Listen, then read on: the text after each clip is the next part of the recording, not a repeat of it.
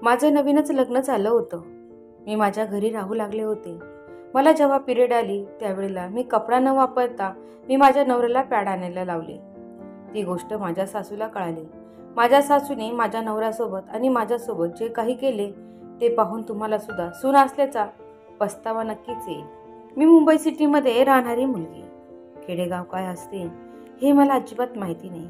माझा जन्म हा मुंबईमधला होता. तिथे माझे आई वडील मध्यमवर्गीय होते, पण आमच्या सगळ्या काही इच्छा आकांक्षा ते पूर्ण करत होते.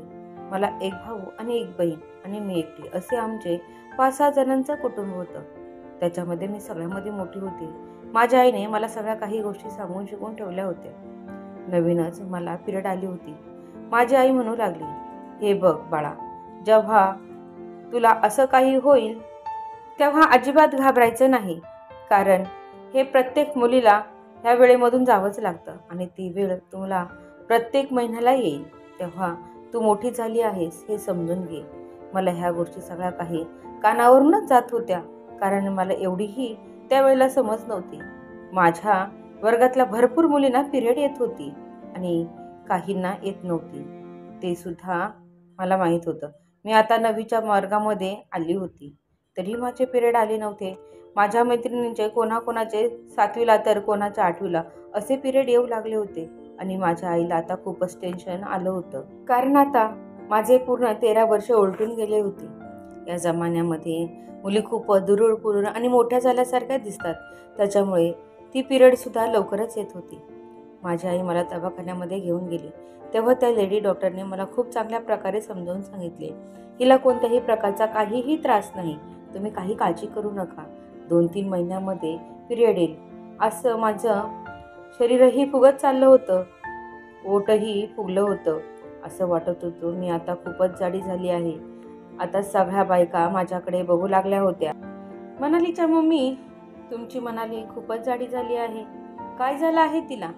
तेव्हा सुद्धा त्यांना काय सांगावं तेच काही कळत नव्हतं, कारण माझे त्यावेळेला हार्मोन चेंज होत होते. कोणाचे पिरियड्स आल्यानंतर कोणी जाड होतं तर कोणी बारीक होत असतं. माझंही काही तसंच झालं होतं. माझी बॉडी सुटू लागली होती, सगळं काही शरीर मोठं झालं होतं. त्या गोष्टींची खूपच मला लाज वाटू लागली होती. मला डॉक्टरने स्पष्ट शब्दांमध्ये सांगितलं होतं, या सगळ्या काही गोष्टींना तुला तोंड द्यावंच लागेल, कारण तू आता लहान नाही आहेस. भलेही तू अल्लडपणावानी वागतेस, पण तू आता मोठी झाली आहेस हे सुद्धा समजून घेतलं पाहिजे. तुला जर पिरियड आली तर तू कधीही कपडा वापरायचा नाही, हे कधीही ध्यानात ठेव. जर कपडा वापरला तर काही मुलींना त्यांचा जीव सुद्धा गमवावा लागतो आणि त्या ठिकाणी मुलींना इन्फेक्शन सुद्धा होते. ते इन्फेक्शन लवकर बरं होत नाही. कोणत्याही डॉक्टरला ते दाखवायला खूप लाजतात. त्याच्यामुळे ते इन्फेक्शन कॅन्सरच्या रूपामध्ये कन्वर्ट होतं. खूप मोठा आघात आपल्या शरीरावरती होत असतो. त्याच्यामुळे बेटा, तुला मैत्रीण म्हणून मी समजावून सांगत आहे, पिरियड आल्यानंतर तू फक्त पॅडच वापरायची. ही गोष्ट मी चांगलीच डोक्यामध्ये ठेवली होती, कारण कपडा हा खूप दिवसाचा सुद्धा आपण वापरल्यानंतर त्याच्यामध्ये किटाणू बसत आणि तो आपल्या शरीराला घातक ठरला जातो. त्याच्यामधून आपल्याला नको असलेले जंतू सुद्धा आपल्या योनीमध्ये जातात आणि आपल्याला नको असलेले आजार तयार होतात.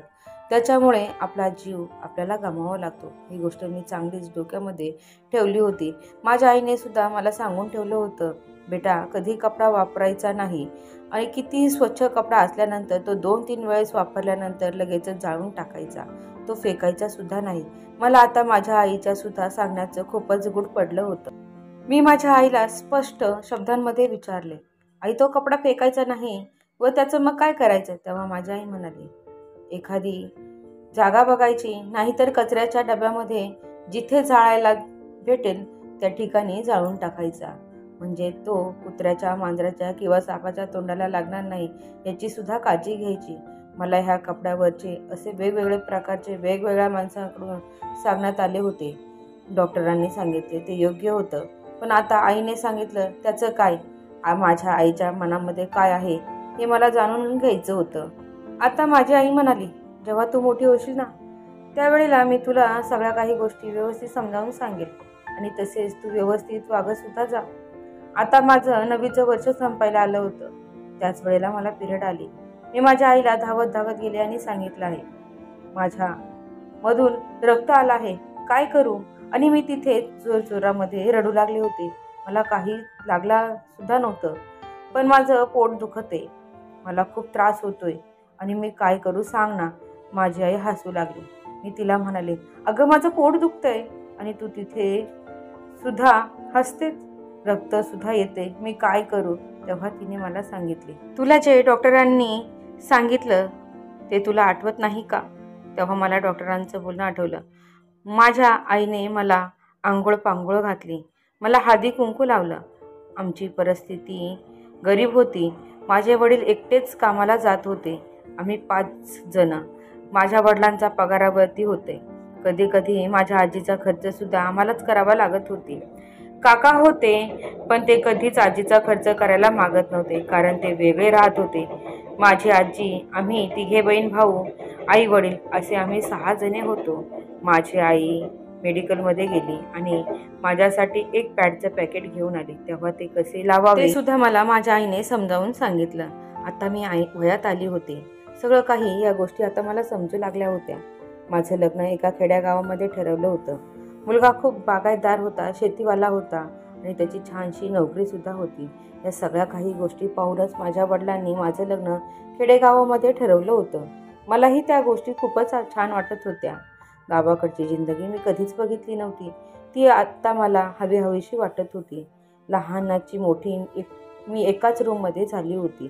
त्याच्यामुळे मला गावाकडचं वातावरण खूपच आवडत होतं. मोकळं रान, मोठं अंगण, मोठं घर असं माझं सासरचं घर होतं. आता मला मुंबईला कोणी ये म्हटलं सुद्धा तरी मी येत नव्हते, कारण मला गावची जिंदगी खूपच आवडू लागली होती.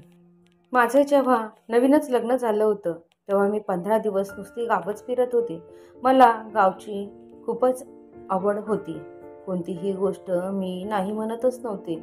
एक गोष्ट ही जास्त काळ आपण तिथे राहिल्यानंतर त्यासुद्धा गोष्टीचा आपल्याला आता कंटाळा येतो. आता माझे वडील मला घ्यायला आले होते. मला पुन्हा मुंबईला यायचं होतं. माझा नवरा मला खूप जीव लावत होता. माझ्या नवऱ्याला सोडून पुन्हा मला मुंबईला यायची अजिबात इच्छा नव्हती. पण आपल्यामध्ये पाच परतावणं केल्याशिवाय संसाराला नीट सुरुवात होत नाही. देवधर्म सगळं काही झालं होतं. माझे वडील जेव्हा घ्यायला आले तेव्हा माझं मन माझ्या माहेरी यायला अजिबात धजावत नव्हतं. पण मी वडिलांना नकार सुद्धा देऊ शकत नव्हते, म्हणून मी आता माझ्या माहेरी आली होती. माझ्या माहेरी काका काकू मावशी सगळ्यांना भेटले. 2 दिवसांनी पुन्हा मी माझ्या घरी निघाले. घरी गेल्यानंतर माझ्या नवऱ्याला मी भेटल्यानंतर माझं मन भरलं. माझा नवरा आणि मी रात्रभर गप्पा मारत होते, एकमेकांशी बोलत बसलो होतो. आम्ही एकमेकांना ओळखल्याशिवाय असं कोणतंही कृत्य करायचं नव्हतं जे नवरा बायकोंमध्ये असतं ते. माझ्या नवऱ्याने आणि मी एकमेकांना आम्ही प्रॉमिस केलं होतं, कारण नवरा बायको बनल्यानंतर मित्रमैत्रिणी हे आपण बनू शकत नाही. म्हणूनच आधी आपण मित्रमैत्रिणी बनू आणि त्याच्यानंतर नवरा बायको. आम्ही एकमेकांना असंच प्रॉमिस केलं होतं. त्याच्या आधी मला पिरियड आली होती हे मी माझ्या नवऱ्याला सांगितलं. माझा नवरा म्हणाला, तू आईला बोल ना. तेव्हा मी त्यांना म्हणाले, मी तुमच्या आईला ह्या गोष्टी सांगून त्या आणून देणार आहेत का? तेव्हा माझा नवरासुद्धा म्हणाला, त्यांनी अजून कोणालाच ह्या गोष्टी आणायला लावल्या नाहीत. त्याच्यामुळे मलासुद्धा लाज वाटत आहे. गावामध्ये अशी एकही गोष्ट माणूस करत नाहीत आणि तुम्हाला लगेचच आणायला लावतेस. तेव्हा मी माझ्या नवऱ्यावरती खूपच रागवले. माझ्या जीवापेक्षा तुम्हाला तुमचा इगो आणि तुमची शान महत्त्वाची आहे का? तेव्हा माझ्या नवऱ्याने माझ्यासाठी पॅड आणली. माझ्या सासूला हे कोणी सांगितलं मला अजिबात माहिती नाही, पण माझ्या नवऱ्याने माझ्यासाठी पॅड आणले हे त्यांना समजल्यानंतर त्यांनी घरामध्ये खूपच मोठं भांडण केलं. त्या म्हणू लागल्या, आतापर्यंत एकही पुरुषाने आपल्या घरामध्ये बाईच्या वस्तू आणल्या नाहीत. मला हे त्यांचे शब्दांचे बोल कळले नाही. मी म्हणाले, बाईच्या वस्तू म्हणजे कोणत्या वस्तू? टिकल्या, बांगड्या? माझ्या सासूबाई म्हणाल्या, ह्या त्या गोष्टी मी सुद्धा तुला आणून देऊ शकते. मग तुम्हाला का नाही सांगितलं? त्या माझ्यावरती खूप रागू लागल्या होत्या. माझ्या सासूबाई म्हणाले, जेव्हा 1 महिन्यातून तुला लागणारी वस्तू असते ती मला का नाही सांगितली? मी माझ्या सासूबाईंना म्हणाले, मला लगेचच पाहिजे होती आणि माझ्याकडे ती नव्हती, म्हणून मी माझ्या नवऱ्याला माझे पॅड आणायला लावले. ह्या गोष्टीमध्ये लाज कसली वाटायची? दुसऱ्या पुरुषाला तर मी माझ्या वस्तू आणायला लावल्या नाहीत ना. माझी सासू अजूनच माझ्यावरती चिडून चिडून बोलू लागली. मी त्यांना म्हणाले, आई तुम्ही सुद्धा ह्या काही गोष्टी वापरत जाऊ नका आणि जावबाईंना सुद्धा देऊ नका, नणंदबाईला सुद्धा देऊ नका, कारण त्याच्यामुळे आपल्या शरीरावरती नको ते जंतू जातात आणि आपल्याला नको ते आजार होत असतात. माझी सासू म्हणू लागली, मी आता जन्माला आले आहे, असेच मी माझे उन्हाने केस पांढरे केले आहेत, तू आता आली आहे मला शिकवायला. मला ह्या शब्दांचं खूपच वाईट वाटलं. मला त्यांना शिकवायला जायचं नव्हतं व समजून सुद्धा सांगायचं नव्हतं. मला त्यांना एकच गोष्ट नक्की सांगायची होती, या काही गोष्टींमुळे जो शरीरावरती परिणाम होतो त्या परिणामांची भरपाई आपण कधीच करू शकत नाही. कोणाला युरिन तिथे कॅन्सर होतो, तर कोणाला इन्फेक्शन सुद्धा होते. आपण ते डॉक्टरांना सुद्धा दाखवायला लागतो, पण आपण दवा सुद्धा करत नाहीत आणि तिथे आपल्याला व्यवस्थित साफसफाई सुद्धा ठेवत नाहीत. खटल्याचं घर असो किंवा एकटा माणूस असो, त्या ठिकाणी कोणतीही काळजी घेत नाहीत. त्याच्यामुळे तिथे रोगराई अजूनच पसरते आणि एकमेकांना सुद्धा लागते. आता जाऊबाईंचंच घ्या, जाऊबाईंना युरिन इन्फेक्शन झालं आहे, त्याच्यामुळे भाऊजींना सुद्धा झालेलं आहे, त्याच्यामुळे त्यांना सुद्धा कोणत्याही प्रकारचा रोग होऊ शकतो. तेव्हा माझी सासू म्हणाली, तुझ्या तोंडाला काय हाड आहे का?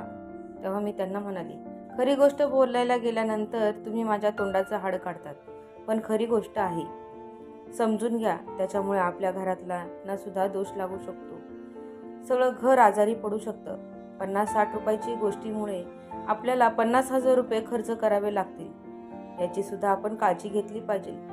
तुम्ही भाऊजींची कितीही दवा औषधं जरी केले तरी त्यांची स्किनचा प्रॉब्लेम दूर होऊ शकत नाही, कारण तो प्रायव्हेट पार्टवरती आहे. तेव्हा माझी सासू म्हणाली, तुला हे सगळं कोणी सांगितलं आहे? मी म्हणाले, जाऊबाईंनी.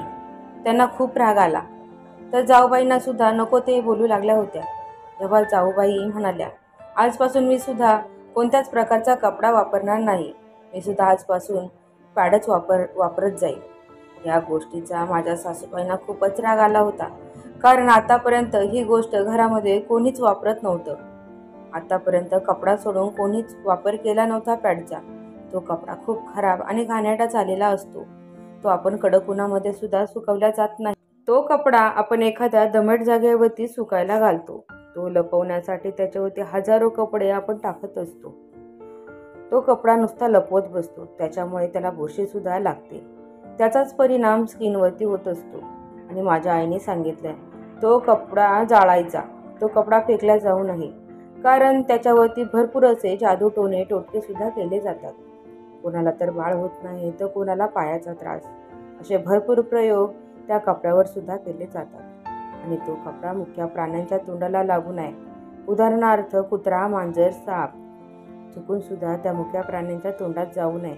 हजारो किटाणू त्या कपड्याला लागून असतात, त्यांना सुद्धा स्किनचा प्रॉब्लेम होण्याची शक्यता असते. म्हणून तो कपडा इकडे तिकडे न फेकता तो डायरेक्टच जाळून टाकायचा असतो. कपडा न वापरता सगळ्यांनी पॅडच वापरा. पॅडसुद्धा असेच टाकू नयेत, ते सुद्धा एका प्लास्टिकच्या पिशवीमध्ये रॅपिंग करून कचऱ्याच्या डब्यामध्ये टाकावे, कारण दुसऱ्या माणसाला त्या गोष्टीची किळस येणार नाही याची सुद्धा काळजी घ्यावी. भरपूर महिला पॅड रॅप न करता तसेच टाकतात. आपले कचऱ्यावाले काका, ताई, मावशी, भाऊ असे भरपूर त्या गोष्टी उचलत असतात. त्यामुळे शक्य होईल तो पॅडसुद्धा पिशवीमध्येच रॅपिंग करून कचऱ्याच्या डब्यामध्ये टाकावा.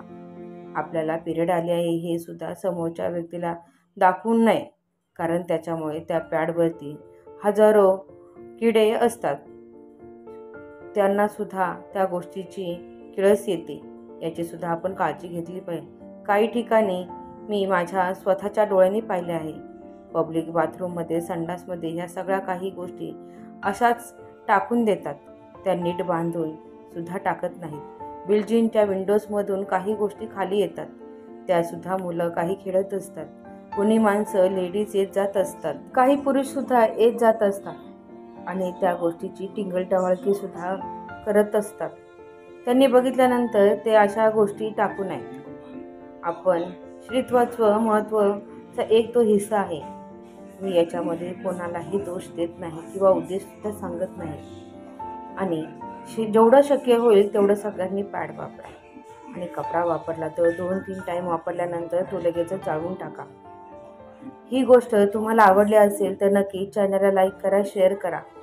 छान छान गोष्टी पाहण्यासाठी क्रियांश रिअल स्टोरी या चॅनलला सबस्क्राईब करा. सगळ्यात पहिली नोटिफिकेशन तुमच्यापर्यंत पोहोचण्यासाठी ऑलवर सेट करून ठेवा. धन्यवाद.